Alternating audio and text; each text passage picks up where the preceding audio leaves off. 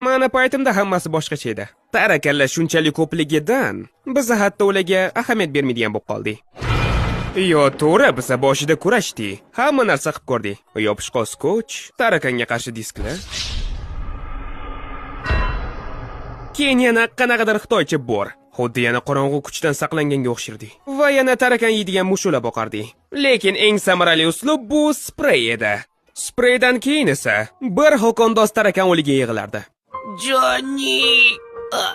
Lekin bir haftadan keyin ularning soni yana qaytib tiklanib olardi. Buni qilish oson edi. Shunchaki kechqurun oshxonani chirog'ini yoq. Qochib qol!